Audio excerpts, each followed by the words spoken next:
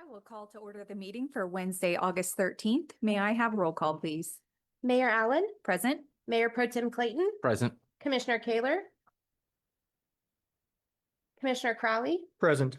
and Commissioner Skidmore. Present. I would like to welcome everyone here in the audience, as well as everyone watching or listening at home. We will begin today's meeting with the Pledge of Allegiance, followed by the invocation by Pastor Dakota Smith with the Ottawa Bible Church.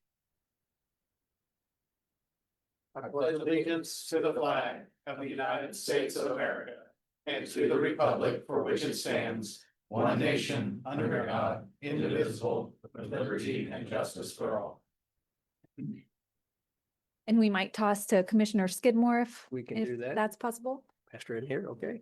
Let's pray.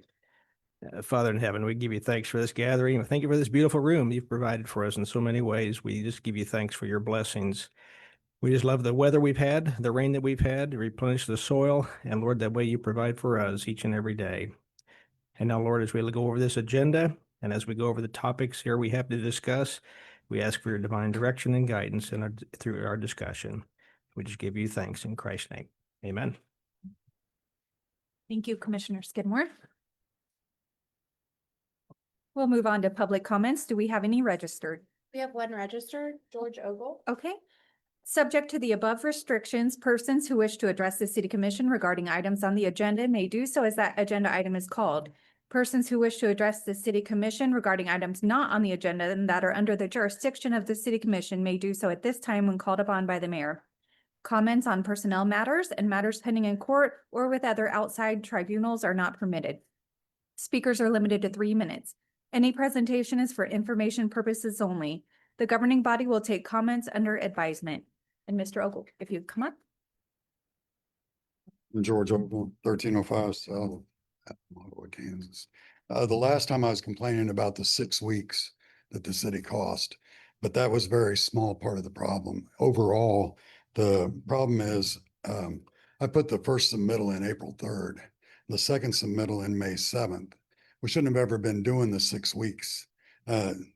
Here, it's not normal to require all engineering questions to be resolved before approving a preliminary plat. Here's how it typically works.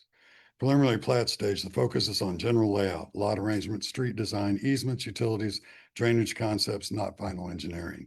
The city engineer will review the submittal for major issues, but not minor technical details, are usually addressed later in final plat and construction plan stages. Planning commissions approve preliminary plats subject to conditions such as final engineering plans must address X, Y, Z. Final and construction drawing stage is when full engineering is locked in, road profiles, etc. All city engineer questions must be resolved before construction plans are approved. The reason for this split is so that you don't waste money on full engineering before you even know if the plat layout will be approved. If Ottawa is insisting on all engineering being done before preliminary approval, it's more restrictive than standard practices and might indicate either that they have an unusually strict policy, local policy, or a misunderstanding between staff and applicant. I've spent over $63,000 and still haven't gotten to the final plat or the preliminary plat. Haven't even in the Ottawa code, it says after the initial submittal that it goes to the, after the 10 days or whatever, it goes to the preliminary or to the planning commission. Never did, never has, never talked to them. Sort of like what Ms. Landis said in the last meeting, that you guys are trying to keep from the developers spending so much money before you even know if the thing will work. I don't even know if it'll work. I don't know if it's going to come up some Indian burial ground or somebody says you can't build that in here or whatever. I have no idea. And I've already spent $60-some odd thousand. And it, you know, the 6 week problem that they created was unfortunate and wrong, but it was me fighting something I shouldn't have even been fighting because it should have already been in front of the planning commission. And I put out, I redid my land contract out to July. They said to do it out to July when I moved it the first time, which I shouldn't have had to. And I was like, well, I'll just put it out to the end of August just to be safe. Now here we are in August and they were trying to push me to September. And even though they say they've gotten it onto August, when I'm not sure the city's not going to screw me somewhere else. You know, so I'm nervous about writing out a $250,000, $300,000 check. And I don't even know if it's even going to work. You know what I mean? And I don't know, now I don't have the confidence to not know if there's another 20, 50, 80 grand that I don't even know about because I can't even get off the starting gate. And I pulled other plans, other developments. I'm the only one that gets treated like this, and it's not okay. That's all I got. Thank you.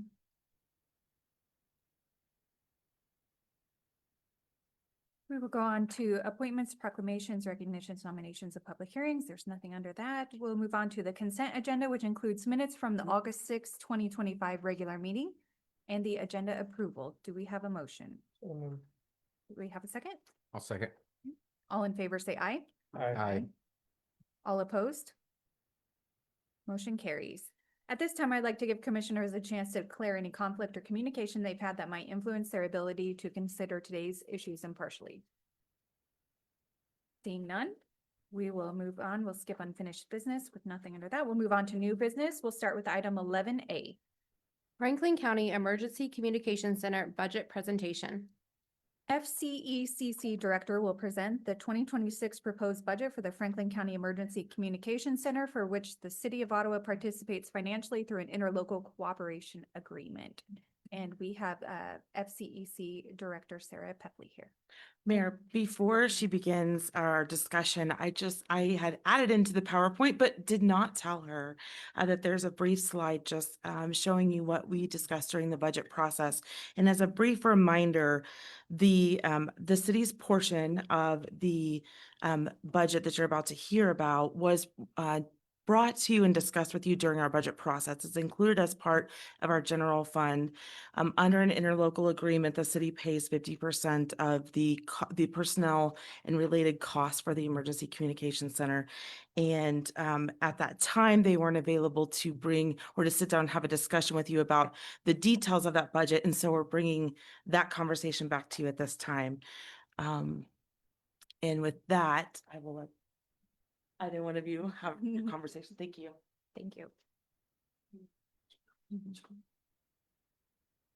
Jana Paddock, Franklin County Clerk. I'm going to just take a minute with you guys before Sarah gives you her update on call volumes. You guys saw the budget that we presented for the Communication Center for the 2026 year. I'm sure you noticed in it that it was mostly all increases for salaries. So that represents everything consistent with the county's personnel policy, which is we're budgeting for a 1.6% COLA raise and a 2.5% merit raise with successful completion of an evaluation. So that is what the budget looks like this year. As your finance director, Ms. Landis, alluded to, you guys do get a portion back based on the unused portion. Our audit is running long this year just because we had a transition to a new software. And so our auditor is taking a special look at the two systems like facing each other and making sure that everything is balanced in between them. So it is taking longer than it normally would. But you guys can look at the 2024 actual number at the bottom there compared to what was budgeted, and you can see what the significant number that is. And that was just due to some vacancies that we had in the center. So as I'm sure Sarah will tell you, vacancies tend to happen for quite a while in there when they do happen. So yeah, so we did have some additional revenue in there. So I will definitely answer any questions that you guys had regarding the numbers on the budget. I'm just noticing on the increase on the salaries, I guess I'll call it the total subtotal personnel costs. Mhm. And I know that's, I show $114,000 difference from last year, if I Mhm. look at that right. On the salaries, it's 67,000 increase. That's an 8.8% increase in salaries. Oh, we do have, so we are moving people, help me explain that, Sarah. We're giving people a bump to be consistent with other communications. Okay. People in the area, whether that's Miami County. We usually don't compare to Douglas County because we understand that we can't really keep pace with Douglas County and Johnson County. But we did do a study with other other dispatch centers and are moving them up slightly. So there is, I think is it $1 an hour? It's $1 an hour for all the dispatchers are getting. Yeah, I don't want to dismiss the stress involved with this kind of position, so I totally understand. It's a hard thing to keep at the same time. I just was quite a bit higher than the average county raise, Yep. but I understand that part. Okay. So some of our departments got raises last year, and then we've budgeted for the other departments to get raises this year. So to keep us consistent, because I'm sure, as you guys know, it's difficult to keep quality people and keep turnover low when you're not keeping them on a pay scale that's equivalent to their counterparts in other counties. And we are seeing people leave us to even go to Osage County or Anderson County, which we hadn't previously seen that before. But they are giving pay raises that we hadn't even considered. So this has been a 2-year plan to get our positions all caught up. So the dispatch is planned for this year. That's great. And on the refunds, rebates, I guess we'll call them. I appreciate you doing that for us, and I don't want to diminish that either. That's important to have that money coming back.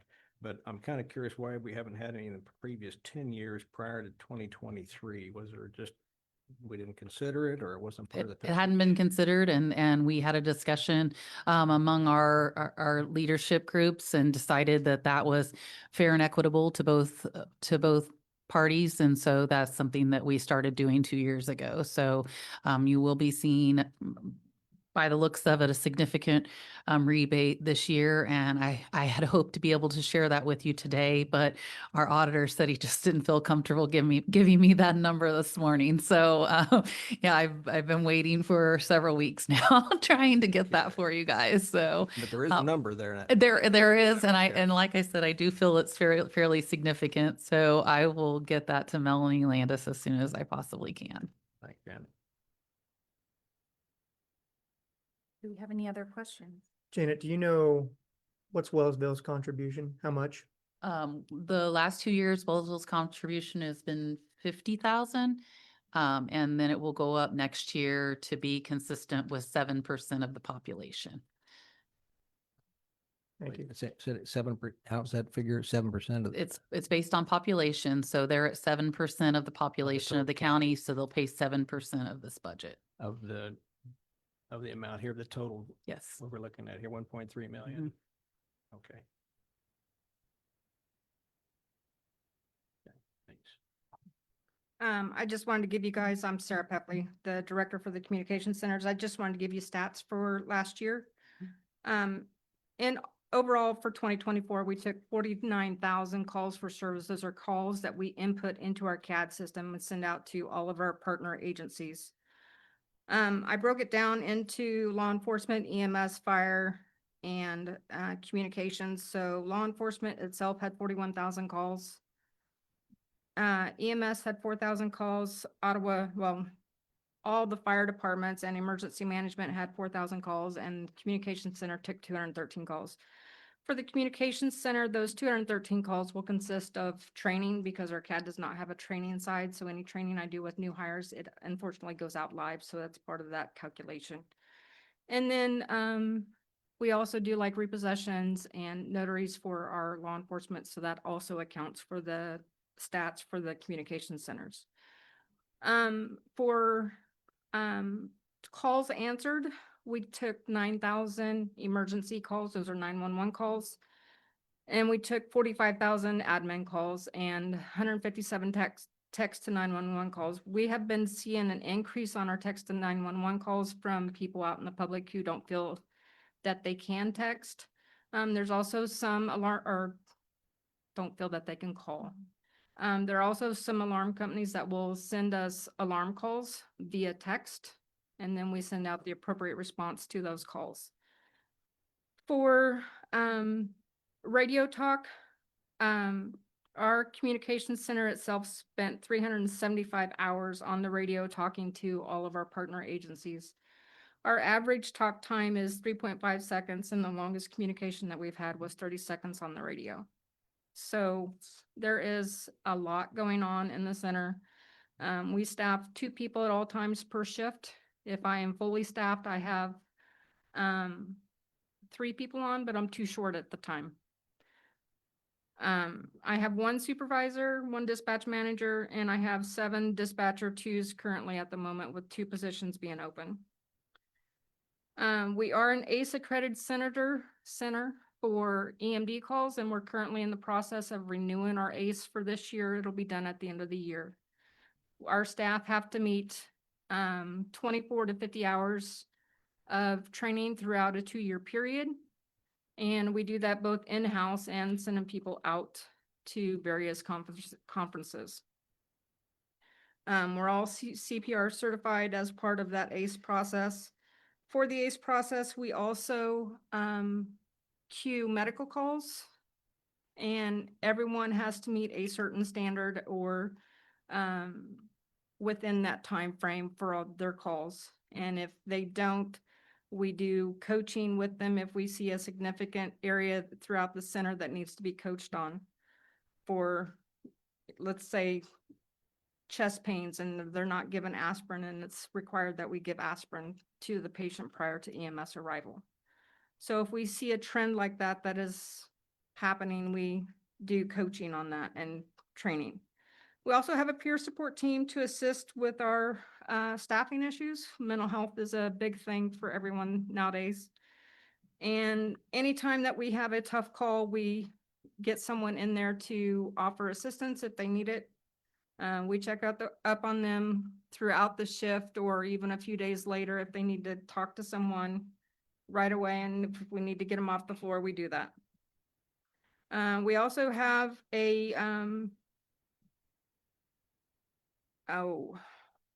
team that goes out into the community and talks about 911. They go out into the schools and also the elderly living, senior independent living housing, and talk about 911 and how to handle 911 calls and what kind of questions that we may ask.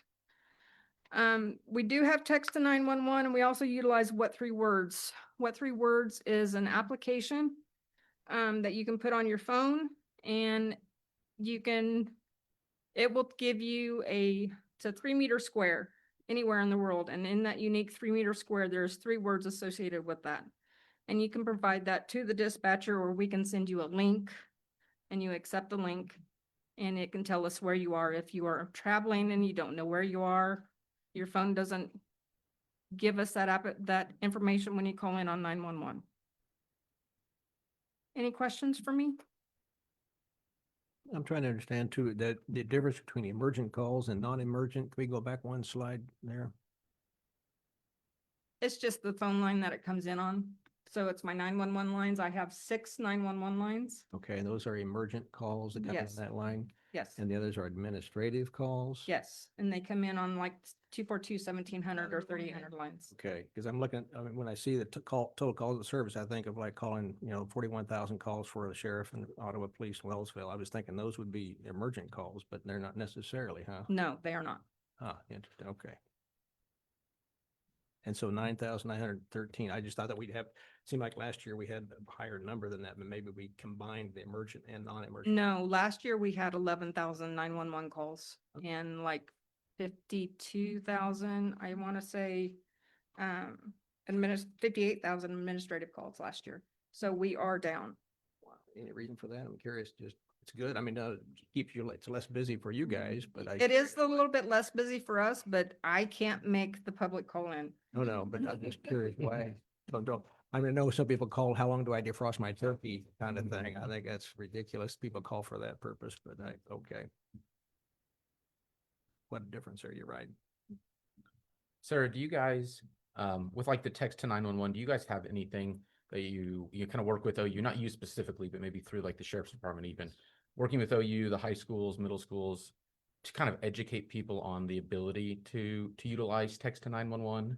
That's one of the things that our team goes out and does community education. They go to job fairs and stuff like that.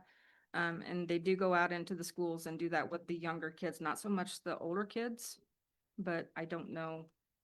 On that, okay, Mhm. thank you. Yep. Does the amount that you guys have budgeted for salaries, is it for all 12 positions or just for the 10 that are filled? All 12. It is for all 12. Mhm. How long have you had 2 open positions? Off and on forever. Okay, Cool. thank you. And just another numbers question. So if Wellsville's paying 7%, that leaves 93%. Do we split 93% 50-50 with the county? I've not been advised that, so I That's split it. 46.5%, reason why I'm asking. Yeah, I Okay. split it 50%. And Wellsville, theirs goes into a line item just like yours does in our general fund. I haven't been advised anything differently than that, so that's how I appropriate Okay, it. well, it'd be 107% coming into you. So that's the reason I was asking how that would be figured into the equation, but okay. I guess I'd like more of an answer to that if you can find out for us on that part. I just can't- And maybe it's time for us to relook at the 911 agreement. It looks like, I agree. I was trying to look up when the last time we actually revised that, but maybe it's time to look at that and just see, what we can do to make it just so that it's inclusive of Wellsville too. I think Sarah's right. Yeah, it's been over 10 years, This, so. this is the first Mhm. year that Wellsville's paying at full amount, and we, even in the contract that we wrote with Wellsville, we hadn't considered that it would be as much as it is. Mhm. So we just didn't know that, and actually until it came budget time, and we already had this all put together, and then I figured Wellsville's amount for them, and they were quite, they were quite shocked that it was as high as it was, because the contract did not contemplate that it would be this high.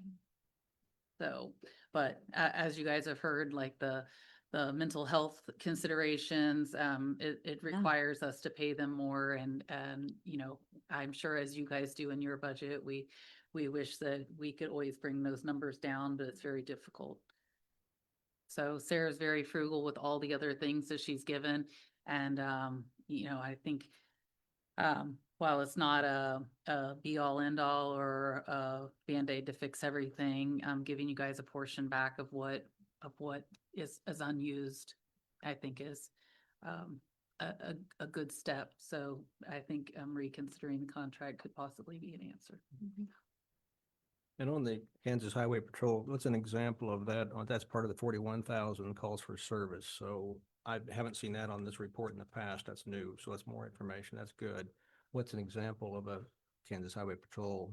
So the highway patrol mainly does the highways and the interstates. Right. If we're working an accident and they're in the area and they're one of our local troopers, we put them on duty and attach them to that call for service, and then take our deputies or our law enforcement partners off of that call. That's good. So is that one of the emergent calls? If someone calls 911 on the highway between here and Wellsville or something? Could be both. It depends on how the call comes in. Not all emergent calls are going to come in on my 911 lines. Oh, I see.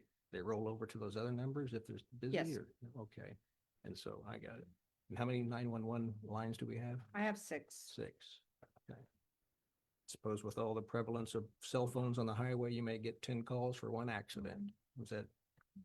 That's not an accurate number. Okay. You need to bump it up. High. Yes. Okay, thanks. And Sarah, with your employees having, those shifts, those 12-hour shifts, is that reflected kind of in their pay that they're working longer shifts over their typical 8 hours? Or is it kind of base pay, then overtime and shift differentials, like depending when they're working? So they work a Pittman schedule, which is 48 hours one week and 36 the next. And that 48 hours in that 1 week is calculated into their salary as overtime.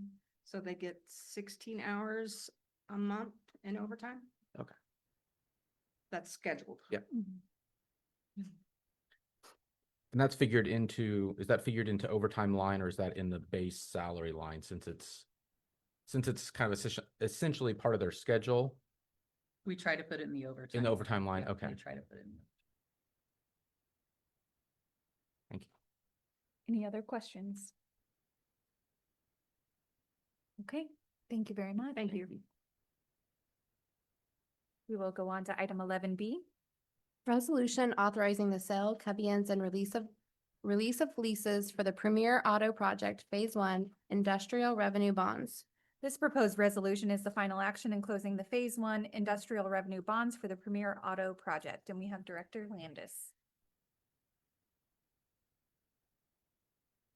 Hey, thank you. This is the final step in the Phase 1 IRBs for the Premier Auto Project. The recommendation, of course, today is the resolution authorizing the sale and conveyance would be approved, allowing this entire piece of this project to be closed. This incentive application came to us as early as January of 22. It included 2 IRBs, which are sales tax exemption IRBs, as well as a TIF district for the projects that are probably more commonly known as the Victory dealerships. And this one is the first building that was built and constructed. They are at the point of asking for this to be closed out. And as a point of order, this is the release of the lease of the property, which occurred when we passed the ordinance, putting that IRB in place at the end of the construction of the project. So just a brief background, there are 2 phases. This one is this for 506 and 508 East 23rd Street. And this is the proceedings related to just the Phase 1 portion of those IRBs. The developers notified us that they are ready to close that out. And if approved today, then this would allow the city to sell and convey the city's leasehold interest in that project. The financial considerations are that the issuance of these IRBs did not make the city liable for any of the project expenses. And traditionally in an IRB situation, there are bonds issued, but the applicant is responsible for bringing a buyer to the table for those bonds. So it's not like your traditional general obligation bond of the city. As part of those proceedings, when you issue those IRBs and that ordinance is put in place, there's a lease-back structure put in place, which provides that lease of the ground to the city until such time we're closing out. So the legal considerations here that these proceedings are being conducted by our bond counsel, which is Kutak in this situation, and that our city attorney has been in coordination or has been coordinating through that process, and the review of all the documents have been done by both parties. And I believe that Kutak is available via Zoom. And Emma Kate or Rick, have I forgotten any of the key important details on this? No, you have not. This is just really wrapping up the structure of the IRB financing. Perfect. Thank you. The recommendation for today would be to approve the resolution authorizing the sale and conveyance of the project and the execution of the release of leases, and further authorizing certain additional related actions in connection with the city's not to exceed $4,200,000 industrial revenue bonds, which were taxable under federal law, Series 2024, titled the Premier Auto Project Phase 1. Or you could direct staff to bring this back to you at a future meeting. Melanie, looking through our agenda packet, Exhibit A has the legal description.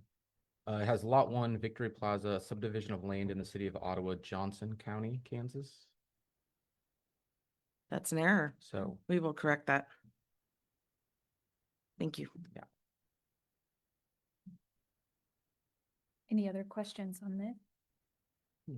I think it's a great project. I'm glad to see the progress being made. I know Kansas City has their Miracle Mile. We've got our Miracle 8th Mile, I guess, with the dealerships there. So, but it's great to see them next door to each other and the way they're doing well. And they seem to be doing really well and progressing in the construction phase as well. So with all that, I would make the motion, Madam Mayor, that we approve item 11B on our agenda. Is there a second? I'll second. Any further discussion? May I have roll call vote, please? How do you vote, Mayor Pro Tem Clayton? Yes. Commissioner Skidmore? Yes. Commissioner Kaler? Yes. Commissioner Crowley? Yes. And Mayor Allen? And I vote yes, motion carries. Thank you.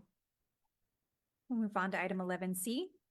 Consider approval of upgraded agreement for the 15th and Main Street traffic signal sidewalk and inspection service. This is to consider the approval of the revised professional services agreement with GFT Infrastructure, Inc. in the amount of $78,100 for the 15th and Main Street Traffic Signal and Sidewalk Project. And we have Director Sneathan.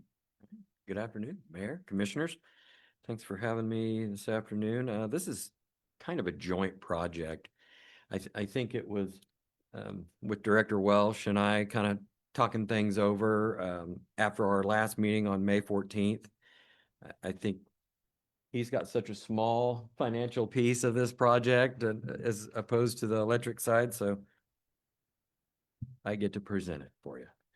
This item updates the commission on the revised scope and engineering and the inspection services for the 15th and Main Street Traffic Signal Project. The project now includes that sidewalk from 15th Street connecting to the rails trails to the west. The recommendation of this item is to approve the updated contract to reflect the expanding scope, including the sidewalk design, legal exhibits, and additional inspection. If more time is needed, the item may be deferred for future consideration. Sorry. So again, on the May 14th meeting, when we talked about the original signal project, it was asked then, have we ever thought about connecting that sidewalk to that? We had internally, but we never put a cost to it. So we asked Chad, which was Trans Systems, now it's GFT, if he could get us kind of a scope and what that would look like. The engineer's estimate on that sidewalk project itself for the construction was $50,000 on the north side, $60,000 on the south side.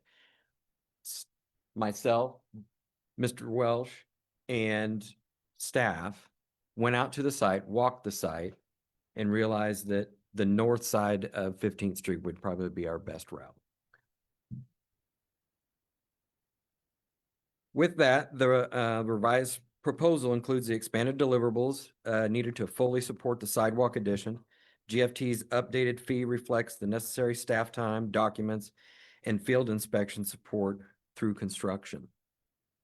So those types of items are the topographic survey, the legal exhibits and easement preparation, and the plan revisions. We have spoken to one of the two property owners along that area, and one of them being the Dairy Queen on the corner, totally in favor of us putting the sidewalk in, as it is going to eliminate something they worry about on a daily basis as a kid getting hit within their parking lot, using that as a sidewalk. The construction documents will be updated. The bidding assistance stays the same as it did for the traffic signals portion. GFT's updated fee reflects the necessary staff time, documents, and field inspection support through construction.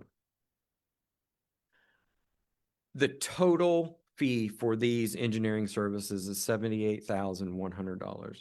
That's an increase of $24,500 off the original inspection and fees associated with that Trans System came back with in May. Again, those are for updated design, surveying, inspection of that sidewalk along with the traffic signal piece. And the slide here shows a breakdown of those costs and what the difference is and the increase for the sidewalk portion of it. The slide here, the orange that you see on your screen now is the proposed location of the sidewalk. As you see, it kind of goes up and down and around. Those are different reasons for that. One of them, which is that pretty good incline going into the Dairy Queen parking lot, that we've decided that it would be best to go up and through that parking lot area instead of trying to level off that sidewalk area and go that route. That'll all be a part of the surveying of this project. And then as you move further south, it's going around, there's a couple of different signs there that will be replaced. There's a couple of electric utility poles that'll need to be looked at, probably will not need to be removed. And then you go on further west and there's a fire hydrant that city staff plans to move back and locate a little bit closer to the fence that's there. The bottom picture, figure 2, the orange color or yellow in this case is the already surveyed portion of the project. So the only other surveying that needs to be done is the yellow portion of this. Scott, real quick. Yeah. Please. So I understand why you're jogging up in the Dairy Queen parking lot, but what's conflicting with it staying straight across the annex parking lot? The two things, I know one's got a red square around it. What's right there? Yeah, there, and then to the right of that on the other corner, what's making it, what's This- making it jog back even farther? This is a utility pole. Okay, And there is a slight incline in this drive as well. okay. And I believe there are different signage there and a gas utility Okay. structure there. So we are planning, and this is also a gas utility. So we'll go around it and then back towards the street and then locate right next to, parallel to the street. And Scott, on that same topic there, and so will we be pouring new concrete on that parking lot or just marking it as a sidewalk? Do you know? Is that It would be new construction. new construction? Okay, Yep. I didn't know how we're gonna do that on that part. Okay. And same way with the area right here on 15th Street at the corner, they're gonna have to get really creative with their ADA. Because of that, there's a height difference that we don't know without the survey results, what that looks like as it angles across there. We're assuming that that'll be pretty much like a 45-degree angle across the corner of that drive, which Dairy Queen has allowed us to use that portion. It's a terrible parking spot as it is for them. They say that hardly anybody parks there, and it would be better used as a sidewalk portion anyway. So that will all come out in the survey. And at the end result, it may look a little different than this. Well, and I appreciate that comment that it might look a little different. I worry if, we're pushing it into the annex parking lot that people who don't know are just gonna think that somebody's just walking across the parking lot, that it's not necessarily a sidewalk. Plus the incline on the Dairy Queen one is significant enough to slow people down, there's not as much of one into the annex, so there might be, a little bit of accelerated speed into the annex. And then if they're far enough into the parking lot as it shows it there, they may not see somebody walking down that sidewalk. So, I mean, I'd really like for you guys to take into consideration if there's any way of moving that farther, towards 15th, closer to 15th. Will do. I know Director Welsh and his staff will take Sure. a solid look at all the plans and make sure that the surveys show everything. And that square that's right there, if my memory serves me correct, it's something that I think we looked at as being able to be removed. It's just extremely in general, obviously the detail will come.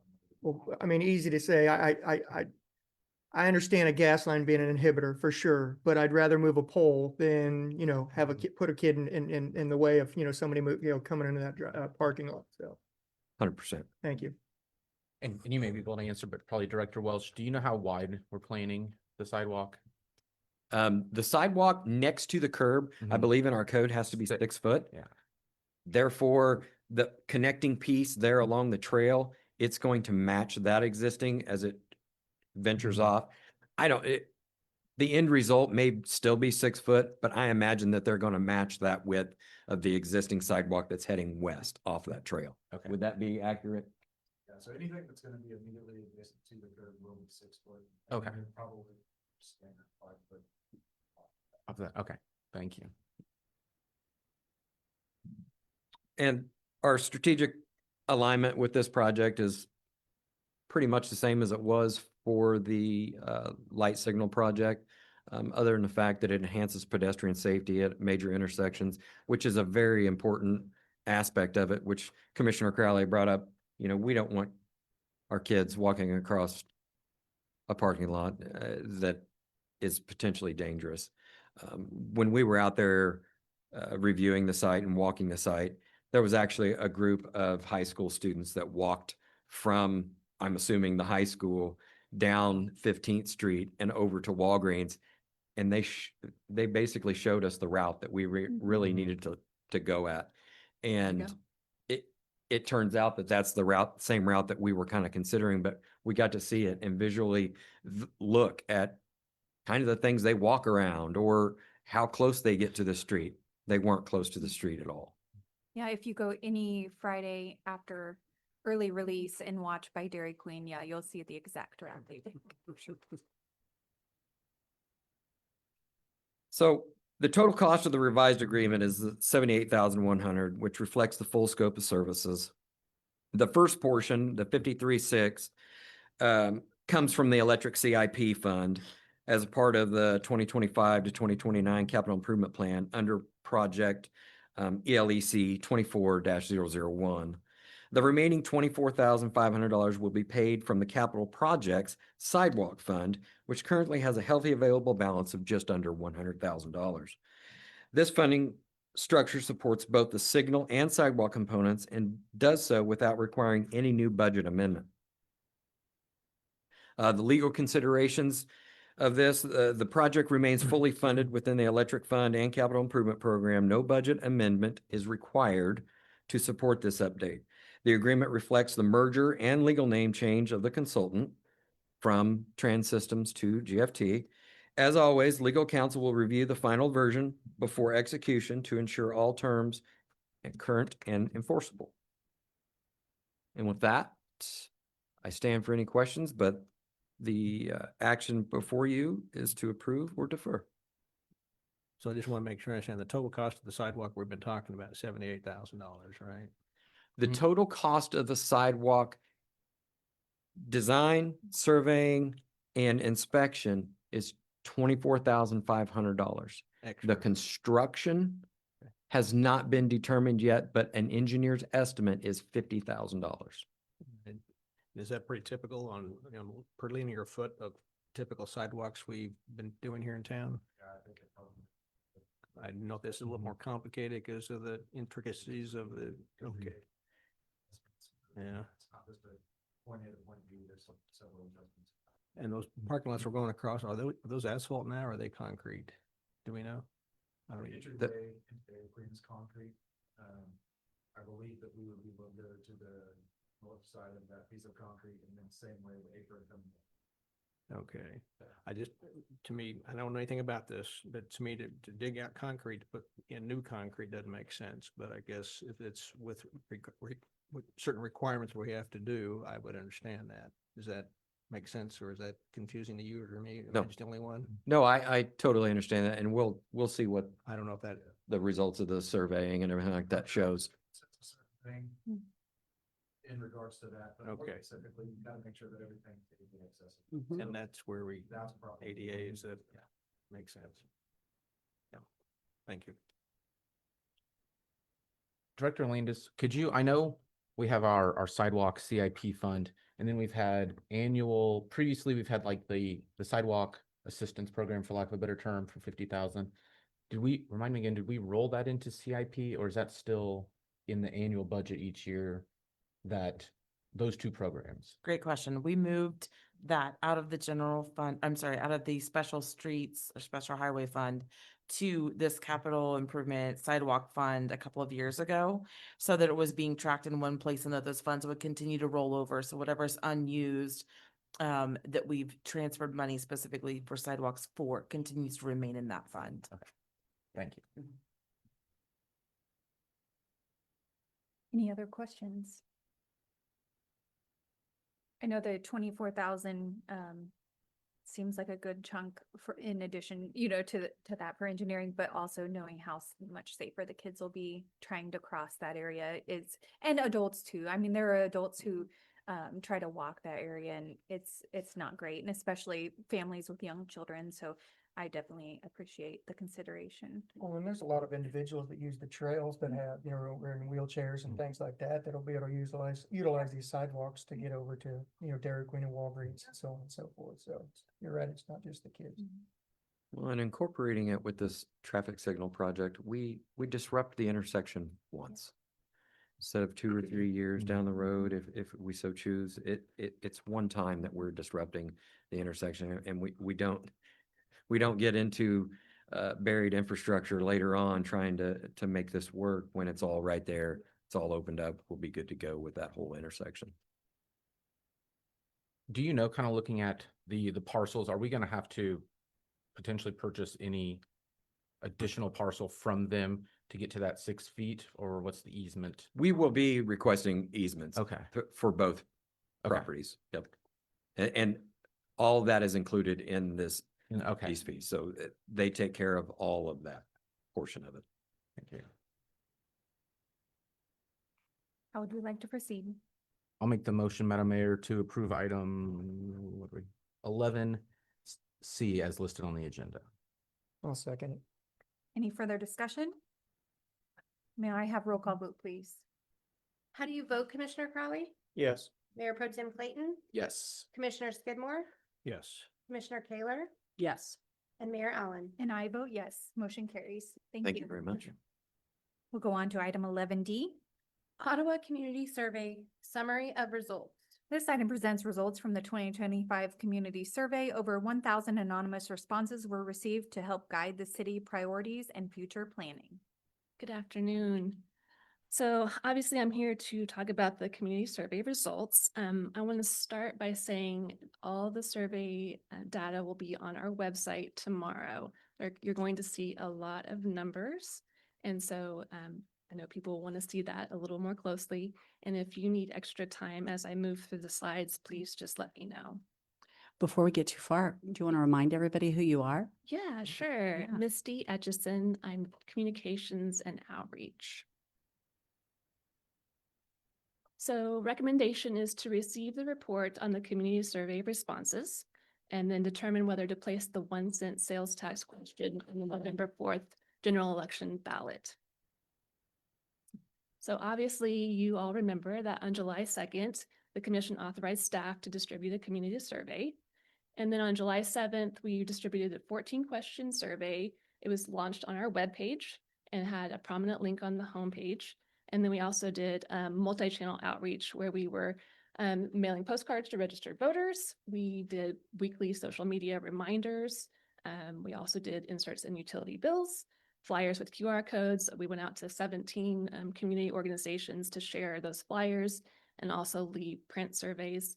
Did an extensive outreach to our older population who may not have been as comfortable with the technology. And that kind of shows in the results that we see. And then August 6th, the survey closed. So we got 991 total respondents, which in my opinion, with surveys was a great response. 11% of registered voters, 20.4% of voter households, 960 people submitted online, and then we had 31 paper submissions. A lot of those submissions paper-wise came from the library and also the Area Agency on Aging. 857 people inside the city limits completed the survey and 134 outside the city limits. So to break down demographics, as you can see in the age groups, our biggest response with 65 plus. Again, kind of targeted those folks with the paper submissions to make sure that they were represented. And then obviously the smallest group was the 18 to 24. So some of those younger folks, not as represented in the survey, but probably to be expected at this point. Years of residency also reflects kind of that age groups, 25 plus years living in the community was the biggest response in this survey, but well distributed, I think, throughout. Do you need any more time with that slide? Great. Okay, so in the survey, we asked people to give us, or the community, a grade on each of these things. So obviously lots of numbers here. I've kind of given ABC the passing grade and then DF a failing grade.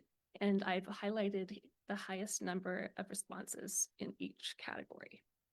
So overall quality of life, obviously a B, passing grade, and the second most is a C, so we're still in that side of the things. Police services, obviously a B, and good comparison in A and C on both sides. Condition of streets, curbs, and sidewalks, we fall into the failing side of things with higher numbers on the D, F, and a little bit more on the C as well. Access to recreation activities, a B. Cost of living, C. City maintenance, B. And enforcement of codes, C. Need any more time with that slide? Okay.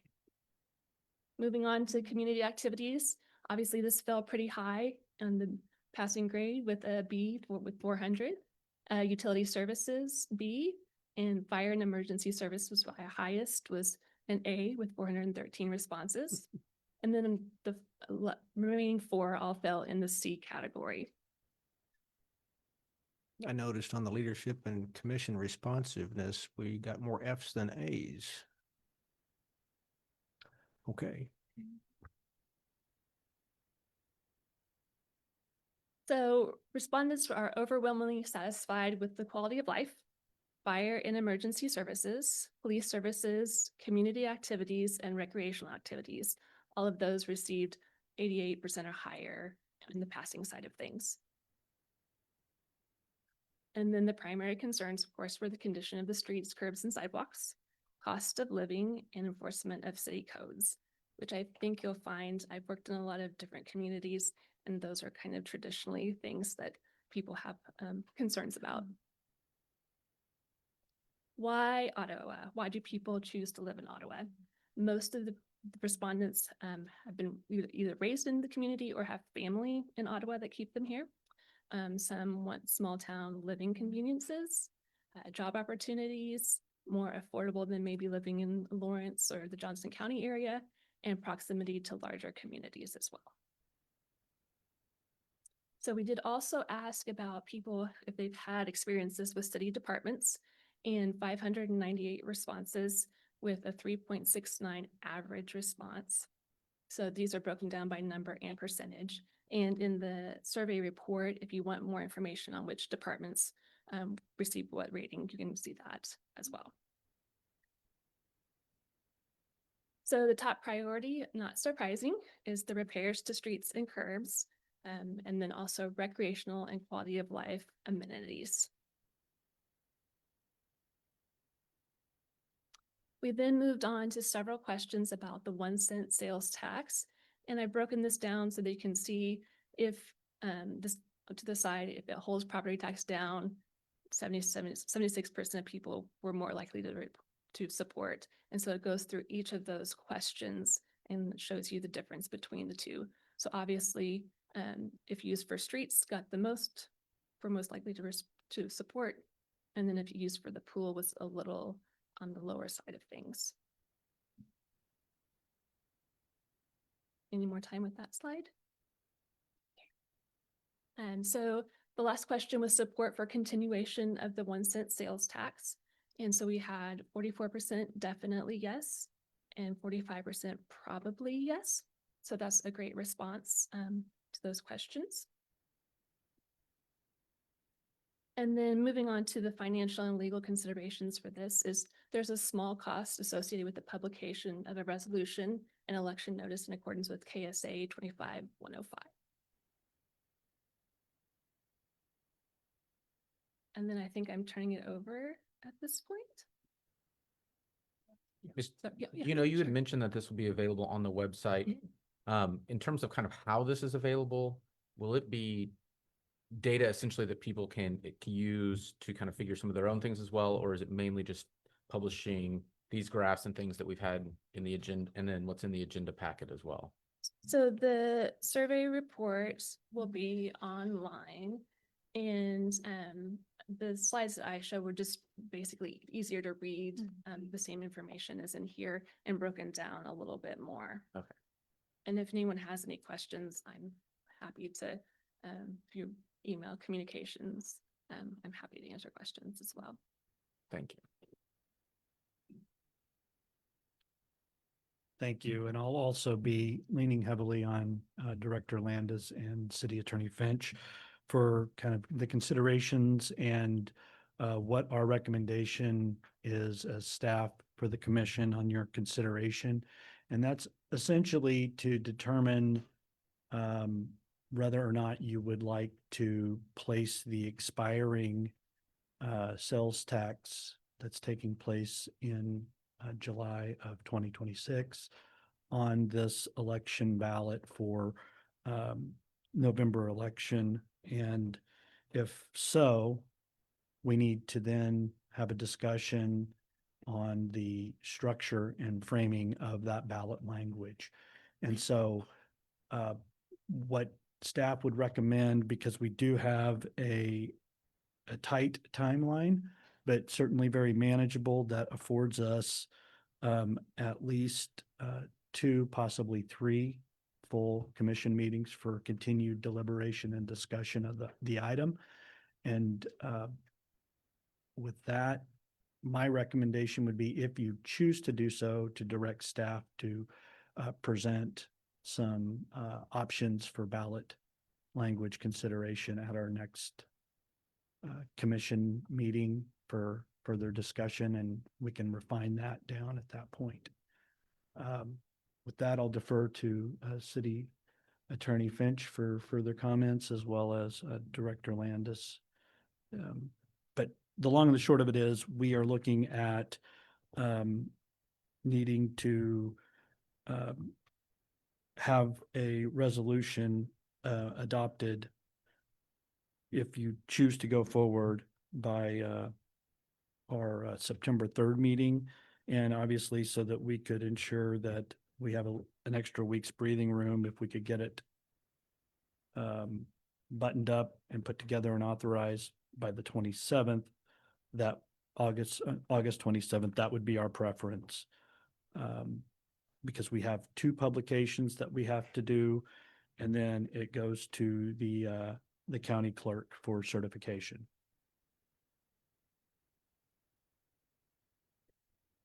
Commissioners, if you have any questions on the process, happy to talk through those with you. Do we even need a motion for that, or just the consensus to direct staff to do so? Yeah, no, you're not, I don't think staff's asking you to adopt anything Yeah. today, just to bring you options for your consideration at the next meeting. I would just echo what the city manager said in terms of timing. Certainly take all the time that you need to make a reasoned and thoughtful decision, but we are up against some deadlines that are imposed by the state that we'll have to use. As you know, the legislature took away your ability to call a special election on this question. You have to either go for the November ballot or March of next year. And then, really what your decision matrix looks like is, do you do a sales tax that expires every 10 years, or do you do a sales tax that remains in place and can be removed by an ordinary ordinance of the commission? And the finance director may have some thoughts for you on some of these projects and how that sales tax relates to that, whether you want a expiration or not. But that's really the next question. And then the ballot language kind of follows that.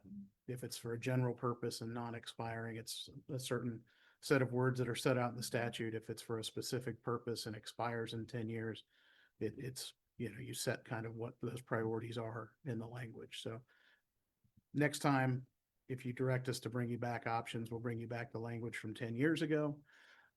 And then we'll give you the options for both of those, general and specific 10-year purpose. I would certainly like to see that. I would like to see the language for both, and then kind of consider it from there and see what we have adopted before. And City Attorney Finch, what is the date, basically that final cutoff date that we have, that it has to be to the clerk? I would recommend that you take action no later than the 27th. I think you technically have till September 3rd. But if you want to make the November ballot, Commissioner. Yeah, that's what I'm thinking. I think it's important to be on the November And ballot. April 7th would be that spring election date, I which think they actually moved it up to March. I think it has to be in March based on the statute change from the legislature. So. I think it'd be important to have more people voting on this, and so the November election obviously have a better turnout, I think, than a March election. So I'm certainly in favor of November, and I think also just to put in perpetuity, I hate to pass this on to another commission 10 years from now, having to go through the same thing. And so is that possible in this? As Attorney Finch said, if you do a fixed dedicated purpose, it is in place for the duration of that purpose and time frame. So if you do it for 10 years or you do it for a 20-year debt, it's there, it's dedicated. If you do a non-sunsetting, an ordinary ordinance that we consider frequently on the bench can essentially undo the non-sunsetting revenue of a sales tax. So it's like anything, you've got something that would be firm and in place versus something that you don't have to go back to, but could always be revisited and amended with the ordinance. Yeah, that's what I'm thinking. I mean, if we specify a pool, I understand that. If we say recreational amenities in general, that would be the way to phrase that, I assume. So the state law breaks it down into, you've got two options. One is what's called a general purpose sales tax. That can be used for any of the needs of the community. Anything that showed up on that survey that your citizens through you decide are important. That is a non-sunsetting sales tax. The other option under the statute is what's called a specific purpose sales tax. That is what you have in place today. And that 10-year purpose was for property tax avoidance, economic development, and infrastructure repair, I think were the three things that were in there 10 years ago. Of that 1 cent that we're talking about, half of that has been in place for over 40 years. It was supposed to be for streets and infrastructure back in the day. It had since been placed back in the 1980s. It was placed into the general fund and generally used for those purposes, but it was not placed into a specific fund. But that has been renewed every 10 years. And that was just that infrastructure piece was rolled into the 1 cent that was approved by the community 10 years ago. So if you went with a general purpose, it would continue to be used for infrastructure and streets and property tax reduction. But you would have the ability, economic development would probably fall off of there. You saw that it was not a huge priority for survey respondents, but that would allow you to use part of that for quality of life, for recreational amenities, for the other priorities that were rated highly, specifically, I think streets, curbs, gutters, and utility infrastructure were two of the higher scoring things. So. And as the city manager said, this general purpose can always be undone by an ordinary ordinance. A specific purpose tax cannot. So once approved, it's in place for the duration. And it's typically 10 years is the outside duration of one of those special purpose sales taxes. And we would utilize the webpage, which again, we're in the process of bringing online in time for the beginning of 2026, if not before, so that folks would see specifically what those sales tax collections were and are, and then what those projects that have been completed with sales tax dollars, as well as what the planned expenditures are, understanding that it will change as needs and information inputs change. So that is the plus side, is it's adaptable, it's malleable, and can be molded to fit the needs of both current governing bodies as well as future. There's nothing on this survey that really surprised me the consensus said, quite honestly. We do have some terrible roads. There are some things that we need to fix. What I like is that we're talking about a sales tax that not just the citizens of Ottawa will be paying, it's other individuals that will be paying. People that come and go with, in our community. Whereas if we don't have this sales tax, the only other option we have is a property tax, that we elevate towards just our citizens. And we certainly don't want to, burden them with that. So I'm interested in seeing the language that'll come to us hopefully next week for the first time, and certainly would like to get this on the November ballot. I'd like to see both the sunsetting and the non-sunsetting language, please. We would. Yes. Any further questions? And I think we have a consensus to see both, yeah, all the language. Okay, back to the page. Okay, we have comments by our city manager. Thank you, Honorable Mayor and Commissioners. We're playing Jenga here. Want to highlight that Flint Hills State Park and our trail that runs through town here has been honored as the newest member of the Rails to Trails Conservancy Hall of Fame. And we'll have an individual, we'll bring someone in from the state here to address the commission in September sometime to kind of give a little bit further deeper dive on the project itself, on the improvement, and things that are really in close proximity to our community that we hope our neighbors can really utilize as this 93-mile long trail through Kansas, is the only crossroads between the Flint Hills and the Prairie Spirit. We are the only community with a crossroads of two major trails. And so for that, we're really fortunate and look forward to folks using this amenity and also improving the connectivity to this amenity. You may have noticed today around midday, approximately 11 o'clock, our downtown circuit in and around this area experienced a power outage affecting approximately 1,300 of our utility customers. The cause of the incident was a turkey vulture, and he met.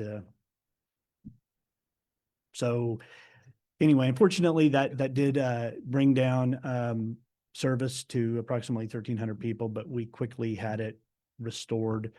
And I know I was on a web call for some development with the mayor and Mayor Pro Tem, and I may have noticed that I had some blinking and lost the feed for a moment, and that was part of that. So if you have any further questions or operationally, I can defer to Director Sneathen, who can provide additional detail. Brian, on that, what is the GOAB? A mechanism to switch up and powerful up top. And it's just a cluster of switches where they can redirect. So it took out both feet of circuit 12. Thank you. And this shows kind of the extent of where that circuit runs.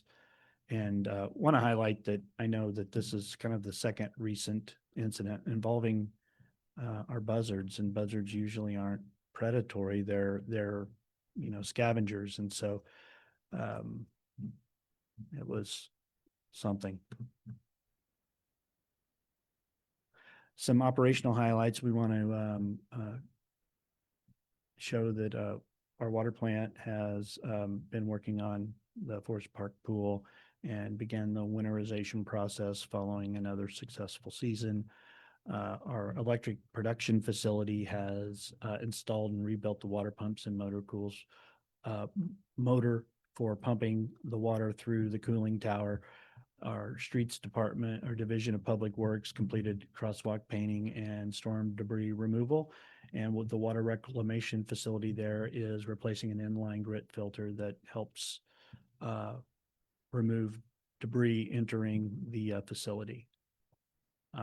All of our departments volunteer at ECAN for the free lunch program this summer through USDA. And I appreciate all of their time and service in that. And I know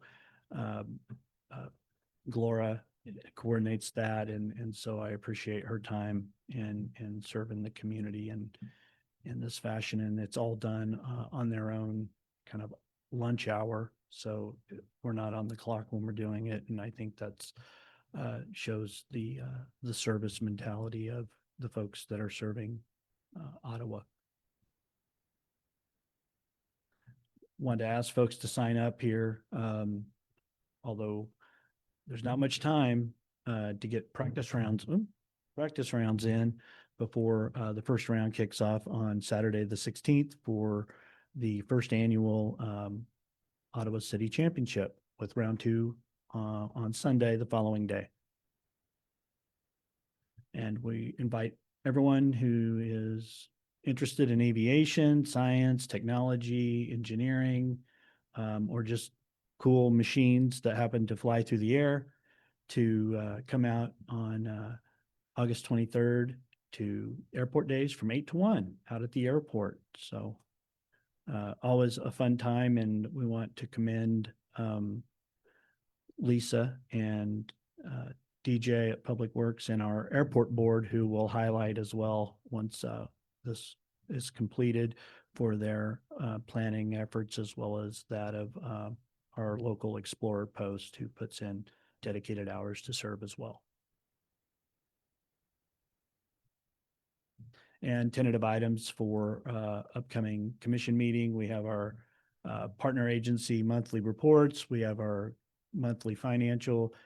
We'll have minutes as well from the Board of Zoning Appeals, July 29th meeting.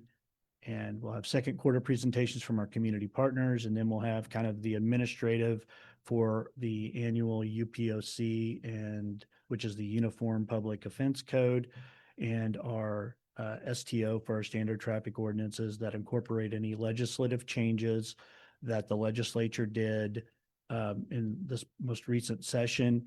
And then we always have a section that exempts out or excludes or includes items of local precedents that we see might have a slightly different take than what's contained in the 2 documents. And then we'll have continued discussion on amending and consideration of amending our RHID, our Economic Development Incentive Policy. And we'll have a resolution for the findings of one of our applications for South Haven addition. And that concludes my comments. If there aren't any questions for myself or another member of the team. How were the results of the golf tournament last Saturday? Did we have a city-county golf tournament? Was that just, go ahead. Yep. I think the winning team was that of city staff of 9 under. I cannot take credit, not because I was second to that. So, but we had a great time. There was a large turnout. Good. I can't say enough about PEC and Foley equipment on the county side. They helped us through this process, and a special shout out to John Thompson of the electric production department and Chris Krause and the electric distribution crew. They put this thing together. They've been working a lot of weeks trying to get everything straightened out. And it was hot, but it was fun. Good to hear. City Manager Silcott, maybe for you or potentially Director Welsh, you mentioned painting the crosswalks at the schools. Do we have any studies done or any kind of data on what push button crosswalks, protected things may potentially cost, or areas that they would be beneficial? Obviously, I don't go to all the schools, but thinking about the north side, they potentially cross Wilson, which is sometimes a busier road, 15th Street by the middle school. I know as people are turning on Ash, that area would be one I could potentially. That is think of. something that we have had active discussions and need to have follow up on. That it comes up, and we know we have to look at some connectivity issues, especially across our arterials like Wilson and Davis and 15th and crossing a main in some of the busier parts. That is important once we get outside of the downtown corridor. And so, yeah, we are compiling that information, or plan to compile that information as we roll into 26. And there's, I say in recent years, but within the last 10 to 15, the cost on that has come down significantly with the solar and the batteries being able to have push activated, and then even go so far as to, for some of the larger crossings or higher traffic crossings. They now even have warning signals for like, much like your runway lights that you see, that when that's activated, it lights up to in the roadway itself to show that there are pedestrians. So you've got the whole gamut from literally a standard breakaway street sign post with a mounted battery and solar with a push activated light and the sign for pedestrian crossing, to something that's as elaborate as having, at grade lighting in your paving for pedestrian crossing. So we do plan on having that discussion, and we had submitted some ideas for grant applications and ended up going a slightly different approach and partnering with the county for our regional traffic. So we'll get a bigger bang for the buck, so to speak, if we're successful. But we will be revisiting that. So thank you for bringing that up, because that helps us know that we need to move it up the list. So Thank you. thanks. Thank you. Thank you. We'll move on to comments by the governing body. We'll start with Commissioner Skidmore. I guess on the power outage, I guess we have a way of communicating to people what happened. A lot of times they think it's our fault that something happened, but we can't control where a vulture decides to eat, I guess, or play. We put that out right away when that happened, or how soon after it happened? Were people able to look to see what caused it? We try to do that as soon as possible.